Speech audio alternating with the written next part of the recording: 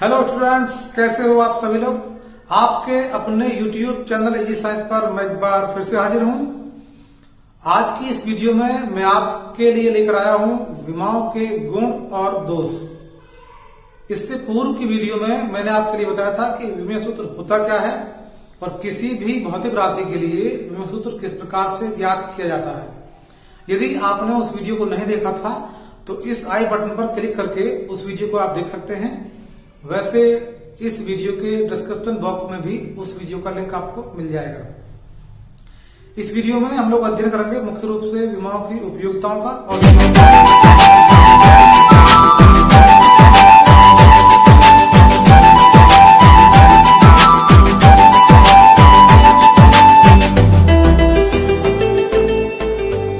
चलिए सबसे पहले बात करते हैं किसी भी सूत्र या समीकरण की सत्यता की जांच करने की।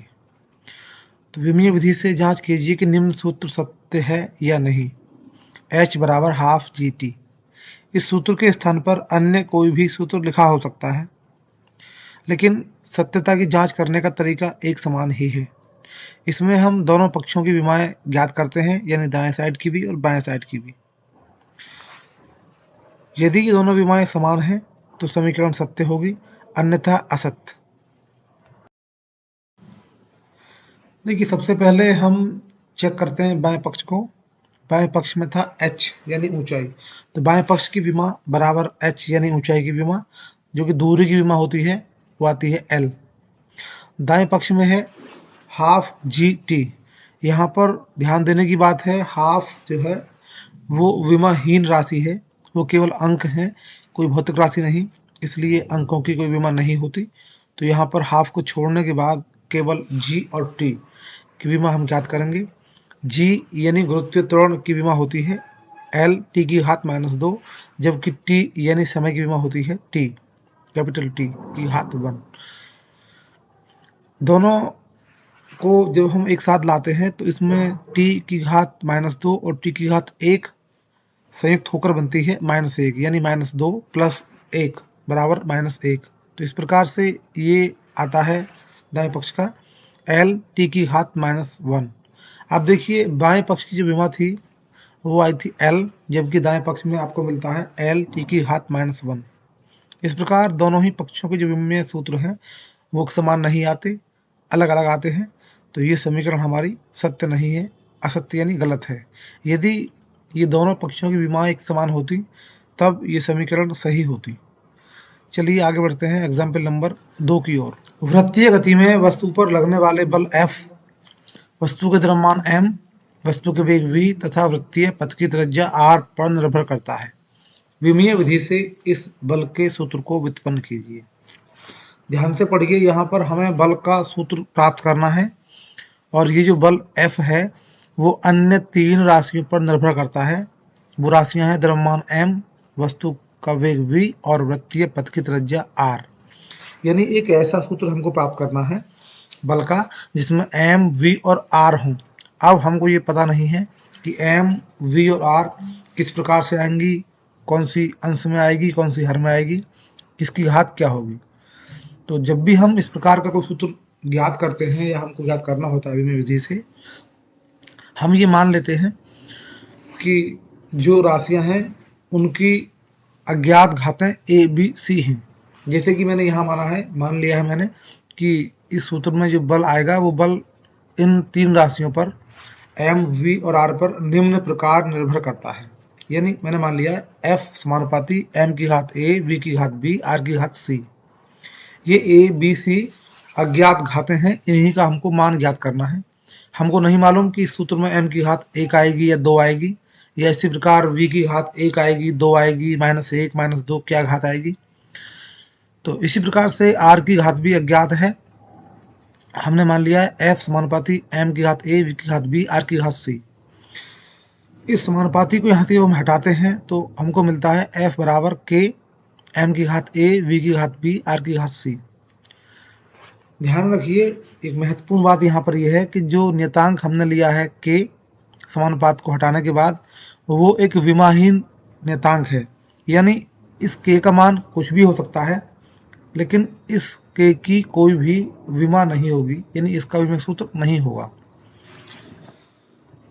यदि आपके सूत्र में पहले से ही के आ रहा होता है, जैसे गतिज ऊर्जा होता है के बराबर हाफ mv², तब आप इस के स्थान पर सी या लैम्डा या अन्य कोई नियतांक मान सकते हैं।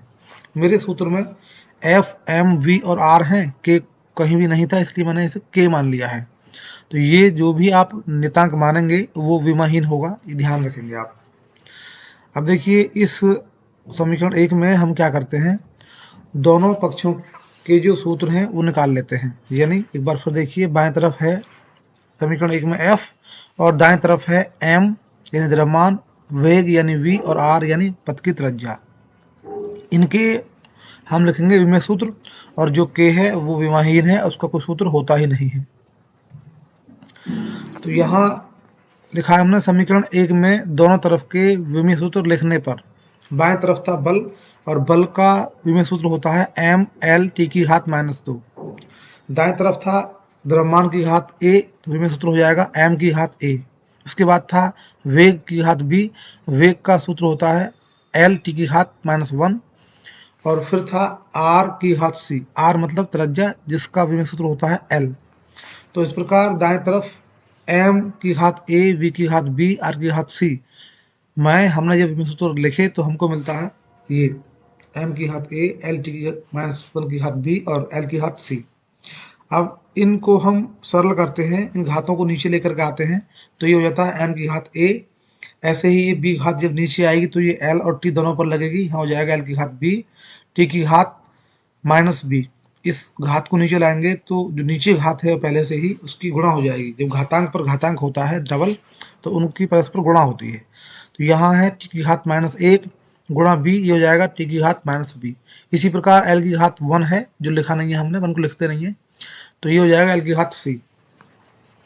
अब इन सभी विमाओं को हम ले लेते हैं एक ही ब्रैकेट में, तो ये हो जाता है एम की घात ए, एल की घात यहाँ पर बी है, और आगे चल के लास्ट में एल की घात सी है। जब एक साथ लाएंगे तो एल की घात बी और सी दो घात हो जाएंगी, जब घात गुणा में होती है तो जुड़ जाती है। तो यहाँ हो जाएगा एल की घात बी प्लस सी, और टी केवल अकेला है जिसकी घात है -बी। तो इस प्रकार सरल करने पर दाएं तरफ हमको मिलता है एम की घात ए, बी की घात एल की घात बी प्लस सी और टी की घात -बी। बाएं तरफ हमारा लिखा हुआ है एम एल टी -2। वास्तव में एम की घात 1 है और एल की घात भी 1 है। हम एक घात को अक्सर लिखते नहीं है क्योंकि कोई अंतर नहीं पड़ता है एक को लिखने से, फिर भी हमने लिख दिया। एक और महत्वपूर्ण बात, हो सकता था कि बाएं तरफ एम ना होता, केवल एल टी की घात -2 होता, या एल ना होता। तो जो भी राशि बाएं तरफ नहीं होती है और दाएं तरफ होती है, या दाएं तरफ होती है बाएं तरफ नहीं होती, तो हम उसको लिख लेते हैं घात शून्य लगा के। ये मैं आपको बताने वाला हूँ अगले एग्जाम्पल में। देखिए यहाँ पर हमारे समीकरण में दोनों तरफ एम एल टी की घातें कंप्लीट हो चुकी हैं, यानी बाएं तरफ भी एम की घात, एल की घात और टी की घात लिखी हुई है, और दाएं तरफ भी एम की घात, एल की घात और टी की घात लिखी हुई है। अब हम तुलना करते हैं इन घातों की। देखिए दोनों तरफ की विमाओं की तुलना करने पर हमको मिलता है ए बराबर 1, यानी जो एम की घात थी वो बाएं तरफ 1 थी और दाएं तरफ ए। इस प्रकार तुलना करने से हमको मिलता है ए बराबर 1। एल की घात बाएं तरफ थी 1, दाएं तरफ थी बी प्लस सी। जब हम एल की घातों की तुलना करते हैं तो हमको मिलता है बी प्लस सी बराबर 1। इसी प्रकार टी की घात बाएं तरफ थी -2, जबकि दाएं तरफ थी -b। तो जब हम तुलना करते हैं टी की घातों की तो हमको मिलता है -b बराबर -2। एक बार आप देख लीजिए चाहे तो मैंने तुलना कैसे किया है। देखिए यहाँ पर m की घात 1 है और यहाँ पर m की घात a। तो m की घातों की हम तुलना करेंगे तो 1 बराबर a, यानी a बराबर 1 हो जाएगा। यहाँ l की जो घात है वो 1 है, जबकि दूसरी तरफ l की घात है b प्लस सी। जब हम l की दोनों तरफ घातों की तुलना करते हैं तो हमको मिलता है b प्लस सी बराबर 1। इसी प्रकार यहाँ पर घात है -b और दाएं तरफ यही घात है, बाएं तरफ यही घात है -2। तो जब हम तुलना करते हैं तो हमको मिलता है -b बराबर -2।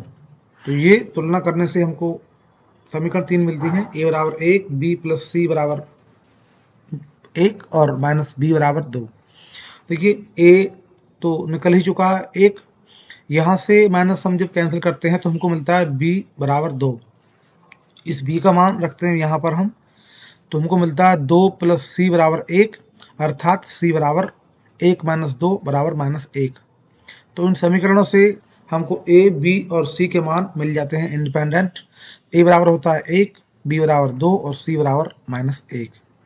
अब ये ए, बी, सी के जो मान हैं वास्तव में ये घात हैं जो समीकरण 1 में हमने मानी थी।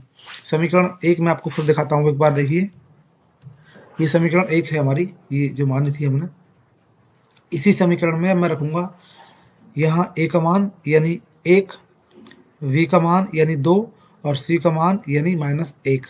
जब ये मैं मान रख देता हूँ यहाँ पर, तो कुछ इस प्रकार से हमको मिलता है। देखिए f बराबर k m की घात 1, 1 को मैंने लिखा नहीं है, v की घात b यानी 2 और r की घात c यानी माइनस 1। इस r की घात को जब मैं ऊपर से नीचे लेके आता हूँ अंश से हर में, तो ये चिन्ह इसका उलट जाता है, माइनस का प्लस हो जाता है। इस प्रकार ये मिलता है आपको f बराबर k m v square upon r। देखिए यहाँ पर जो k का मान है, हालांकि इसको हम विमीय विधि से ज्ञात नहीं कर सकते, ये दोष है जिसकी चर्चा मैं अंत में करने वाला हूँ।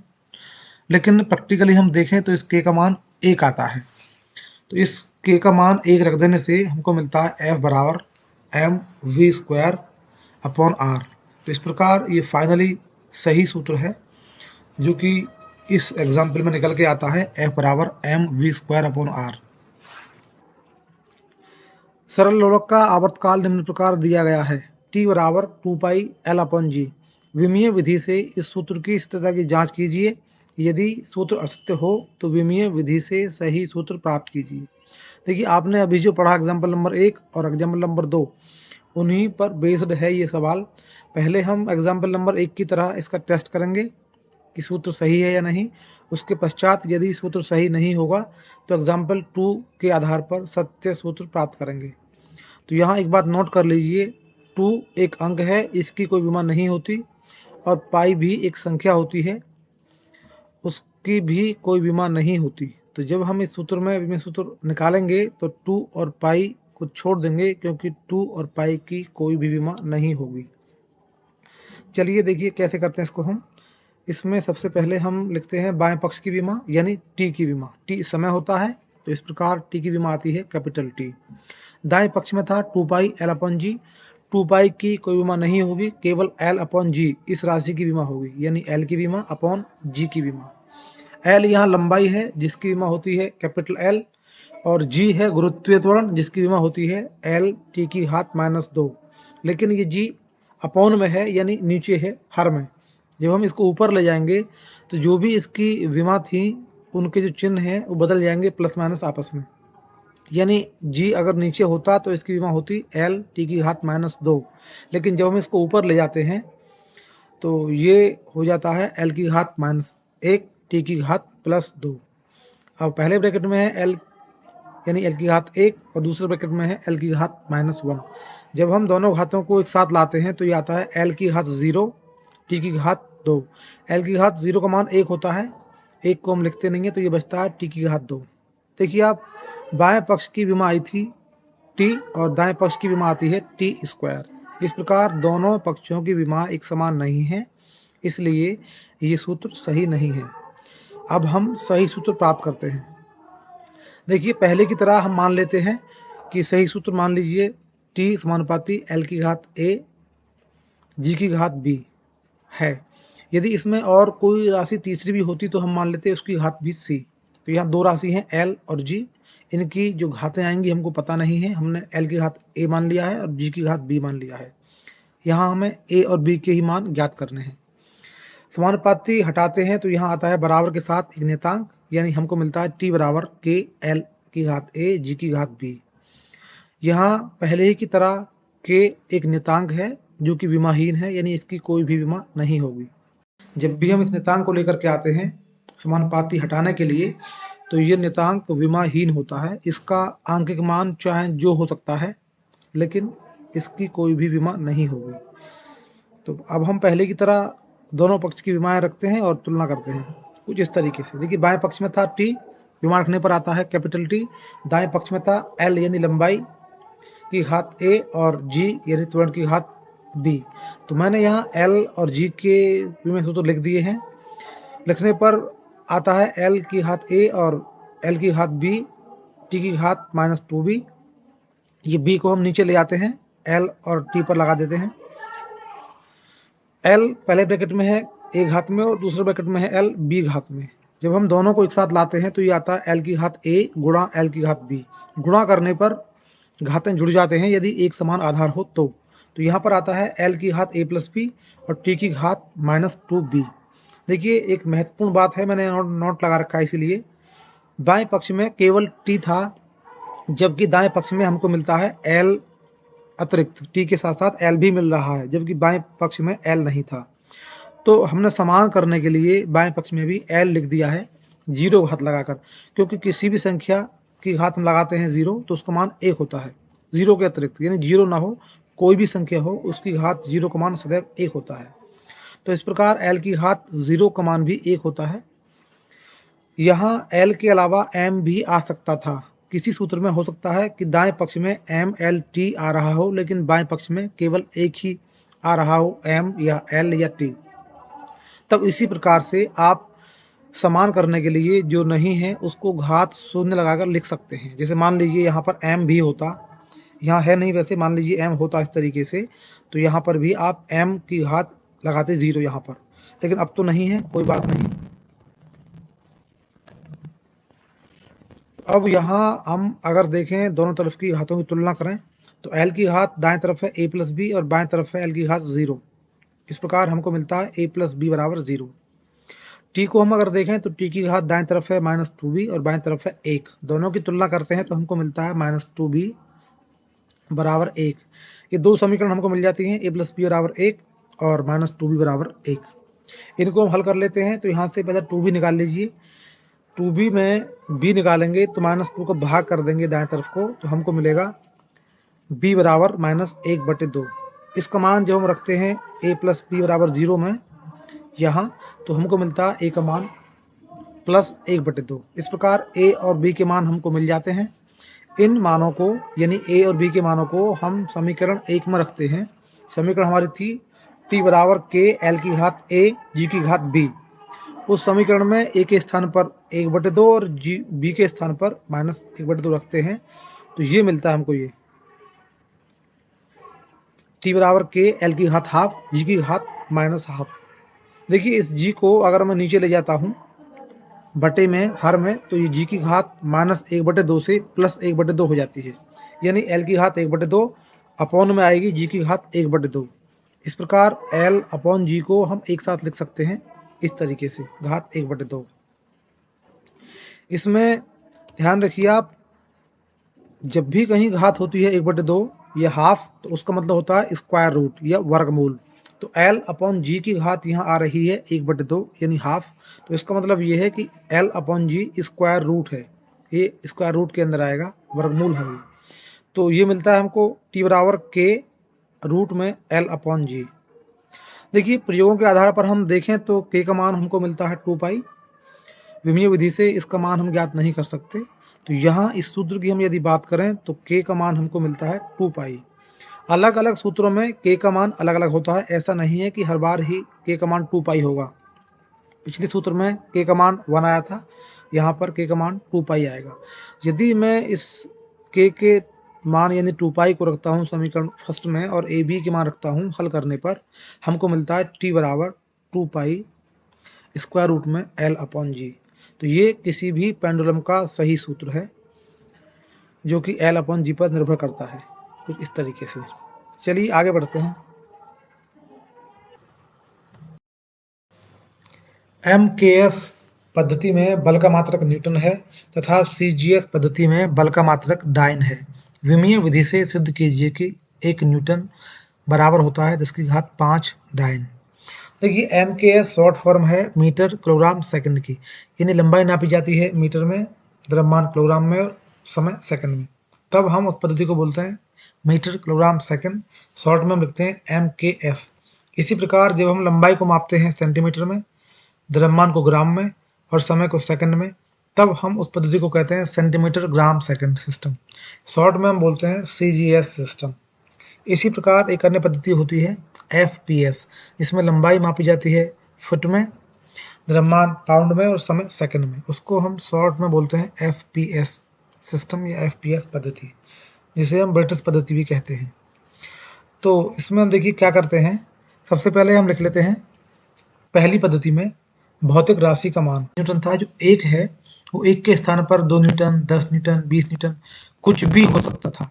तो जो अंकित मान है यहाँ एक दिया गया है, वो मैंने मान लिया पहली पद्धति के लिए, यानी n केस के लिए N1। दूसरी पद्धति में 10⁵ लिखा हुआ है, वो जो भी मान आएगा वो अंकित मान मैंने मान लिया है N2, यानी जो भी अंकित मान है उसे मैंने n से मान लिया है, पहली पद्धति के लिए n और दूसरी के लिए 2। इसी प्रकार जो में सूत्र है यानी जो यूनिट है वो मैंने मान लिया है U1 और U2। पहली पद्धति यानी MKS के लिए मैंने माना है U1 और दूसरी पद्धति यानी CGS के लिए मैंने मान लिया है U2। देखिए इसमें हम अगर देखें तो n का मान है 1, यानी 1 न्यूटन। जो 1 है वो ही हमारा अंक मान है पहली पद्धति के लिए। तो इस प्रकार N1 हो गया 1, U1 यानी यूनिट यानी कि विमेय सूत्र पहली पद्धति के लिए 1 4 फर्स्ट यानी पहली पद्धति के लिए। तो विमेय सूत्र आता है mLT⁻², मैंने सफिक्स में 1 लगा दिया है mLT के साथ, पहचान करने के लिए केवल कि ये पहली पद्धति के लिए है। तो इस प्रकार U1 हमारा हो गया m1L1T1⁻²। ये जो 1 लगाए गए हैं सफिक्स में केवल पहचान के लिए है कि पहली पद्धति के लिए है, जो वास्तव में न्यूटन को रिप्रेजेंट करता है। दूसरी पद्धति यानी डायन में यदि हम बात करें अंकित मान की तो हमें पता नहीं है, हम निकालेंगे, जो कि वास्तव में आएगा 10⁵5। ये अज्ञात है हमारा। U2 है विमेय सूत्र यानी यूनिट दूसरी पद्धति में 24 दूसरी पद्धति सेकंड U4 यूनिट। तो दूसरी पद्धति यानी CGS में जो विमेय सूत्र आएगा वो तो वही आएगा mLT⁻², लेकिन पहचान के लिए मैंने यहाँ लिख दिया है सफिक्स में 2 2 2 सबके पास। तो m2L2T2⁻²। आप देख लीजिए विमेय सूत्र बिल्कुल समान है, क्योंकि दोनों सूत्र बल के ही तो हैं। पद्धति चाहे जो हो, पहचान के लिए हमने 1 लगा दिया सफिक्स में और यहाँ 2 लगा दिया है। सूत्र दोनों के अलग अलग कर दिए सफिक्स से, बाकी हैं समान विमेय सूत्र। विमाएं एक साथ एक जैसी हैं, m की घात यहाँ भी 1, यहाँ भी ऊपर भी L की घात 1, नीचे भी L की घात 1, और यहाँ न्यूटन में भी T⁻² और डायन में भी T⁻²। विमेय सूत्र समान है, केवल हमने सफिक्स लगा के अलग कर दिया इनको। तो देखिए जब भी हम किसी भी भौतिक राशि को किसी एक पद्धति से दूसरे में कन्वर्ट या चेंज करते हैं तो उस भौतिक राशि के अंकित मान और विमेय सूत्र या मात्रक का जो गुणनफल है वो सेम रहता है। N1 U1 का गुणनफल जो आएगा वो दूसरी पद्धति में भी तीसरी में भी जितनी पद्धति होंगी सब में सेम रहेगा, यानी N1 U1 बराबर N2 U2। यदि पद्धति एक और भी होती तो N3 U3 और भी होती तो N4 U4 बराबर सेम यानी कांस्टेंट रहता। या दो पद्धति हैं तो हमने लिख लिया N1 U1 बराबर N2 U2। अब ये जो N1 N2 U1 U2 के मान हैं इनको हम इसमें एडजस्ट करते हैं, देखते हैं क्या आता है। तो इस प्रकार देखिए मैं मान रखता हूँ, यहाँ N1 का मान है U1 का मान है m1L1T⁻², N2 को मैंने N2 ही लिखा है क्योंकि इसका मान मुझे ज्ञात करना है। U2 का मान है m2L2T2⁻²। इस एक की गुणा मैं करता हूँ ब्रैकेट में तो कोई अंतर नहीं पड़ता, इसलिए गुणा करने के बाद जो हमको मिलती है नई समीकरण वो ज्यों की त्यों लगभग रहती है। तो उसके बाद मैं इस बाएं पक्ष को दाएं तरफ और दाएं पक्ष को बाएं तरफ करना है, इसको मैं बाएं तरफ ले जाता हूँ तो बहुत अंतर नहीं आता इसमें। ये हो जाता है N2 ब्रैकेट में m2L2T2⁻² और दाएं तरफ आता है m1L1T1⁻²। N2 निकालने के लिए मुझे इस ब्रैकेट को पूरे को दाएं तरफ ले जाना है, तो ये दाएं तरफ जाकर के भाग में चला जाता है। तो हमको मिलता है N2 बराबर m1L1T1⁻², m2L2T2⁻²। अब ध्यान दीजिए आप, यहाँ पर मैंने T को रंगीन कर दिया है। तो ये मुझे यहाँ पर इन घातों को प्लस करना है। m और L की घात पहले से ही 1 है और प्लस में भी है। जबकि टी की घात -2 होने के साथ साथ नेगेटिव भी है, ऋणात्मक है। तो मुझे ये टी की जो घातें हैं वो प्लस करनी है। तो ऊपर जो लिखा हुआ है टी की घात -2 यानी t1 की घात -2, वो मैंने रेड किया है ताकि आप ध्यान से देख सकें, जबकि नीचे मैंने लिखा है t2 की घात -2। तो जब मैं इस रेड को नीचे लाऊंगा तो नीचे आके t1 हो जाएगा, लेकिन t1 होते ही ये घात माइनस से प्लस की हो जाएगी। इसी प्रकार इस ब्लू टी को यानी t2 को मैं ऊपर ले जाऊंगा तो ये घात भी प्लस हो जाएगी।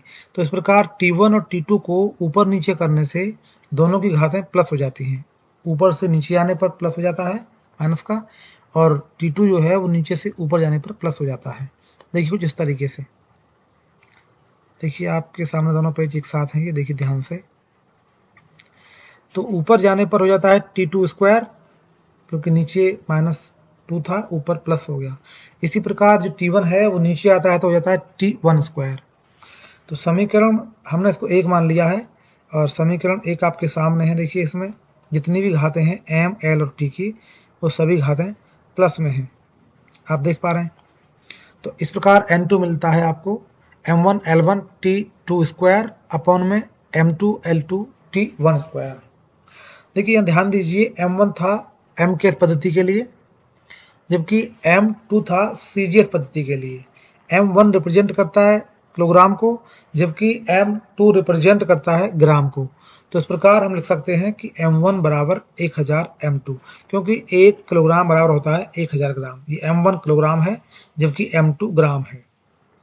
इसी प्रकार L1 रिप्रेजेंट करता है मीटर को, क्योंकि ये m केस पद्धति में है, जबकि L2 रिप्रेजेंट करता है सेंटीमीटर को, क्योंकि ये CGS पद्धति में है।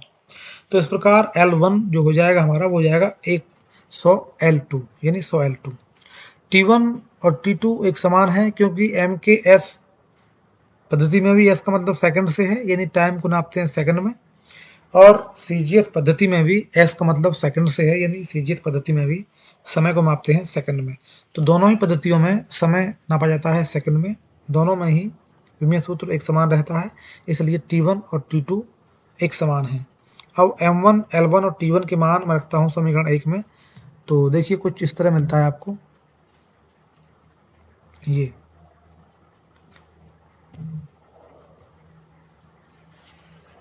आपको मिलता है N2 बराबर 1000 M2 अपॉन M2 100 L2।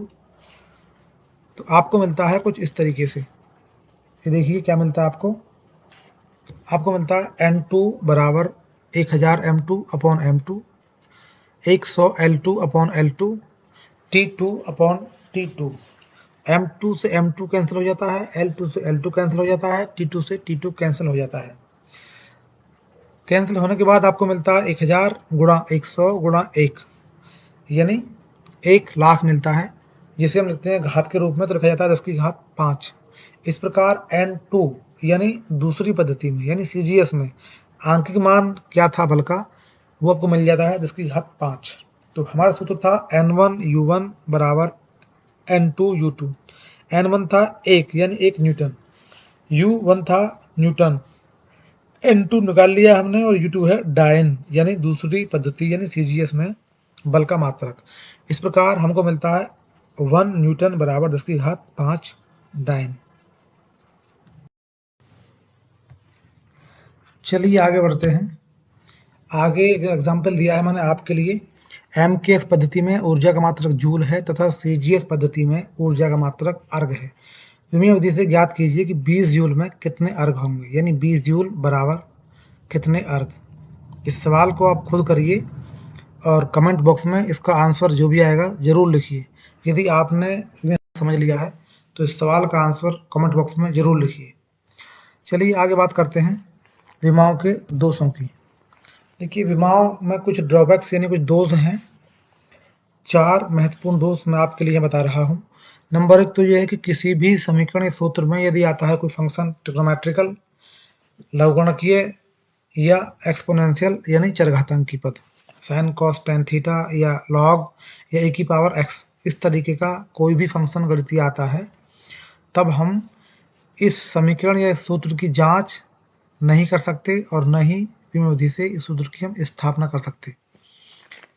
जैसे tau equal to P E sine theta होता है बल आघूर्ण का मान, तो इसमें साइन थीटा या साइन अल्फा है। ये ट्रिग्नोमेट्रिक फंक्शन है, त्रिकोणमितीय फलन है। इस सूत्र की स्थापना या जांच हम विमाओं के द्वारा नहीं कर सकते।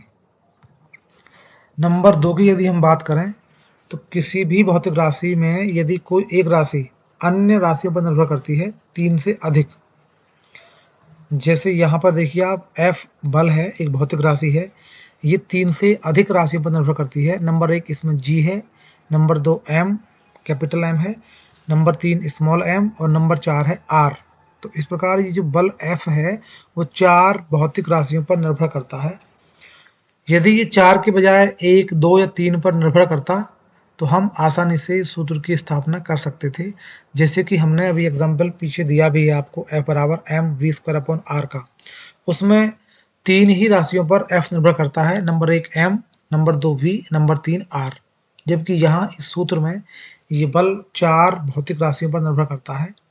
तो यदि कोई भी एक भौतिक राशि 3 से अधिक राशियों पर निर्भर करती है, 4, 5 या 6 पर, तब हम इस प्रकार के सूत्र की स्थापना विमीय विधि से नहीं कर सकते। आगे नंबर 3 देखिए, यदि किसी सूत्रीय समीकरण में किसी एक पक्ष में एक से अधिक पद होते हैं, वो जुड़ रहे होते हैं या घट रहे होते हैं, जैसे कि ये समीकरण है v² बराबर u² प्लस 2as।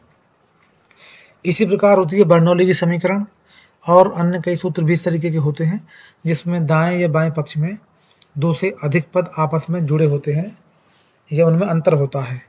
तो जब किसी समीकरण का दायां या बायां पद बहुपदीय होता है, एक से अधिक पद होते हैं, तब हम उस समीकरण की भी स्थापना विमीय विधि से नहीं कर सकते। हालांकि हम इसकी सत्यता की जांच कर सकते हैं, लेकिन इसकी स्थापना नहीं कर सकते। नंबर 4 में देखिए, अभी कई बार हमने माना था विमाहीन नियतांक के, तो ये के जो आता है, जो विमाहीन नियतांक हम मान लेते हैं, इसका भी मान हम विमाओं की सहायता से ज्ञात नहीं कर सकते। हालांकि प्रैक्टिकली हम इसका मान निकाल सकते हैं, लेकिन विमीय विधि से इस नियतांक के का हम मान ज्ञात नहीं कर सकते। तो ये 4 महत्वपूर्ण दोष हैं विमीय सूत्रों के। छात्रों, यदि ये वीडियो आपको अच्छी लगी हो तो वीडियो को लाइक और शेयर कीजिए, और यदि इस चैनल पर नए हैं तो चैनल को सब्सक्राइब कर लीजिए, जिससे इसी प्रकार की महत्वपूर्ण वीडियो का लिंक आपको भविष्य में भी लगातार मिलता रहे। वीडियो को देखने के लिए आपका बहुत बहुत धन्यवाद।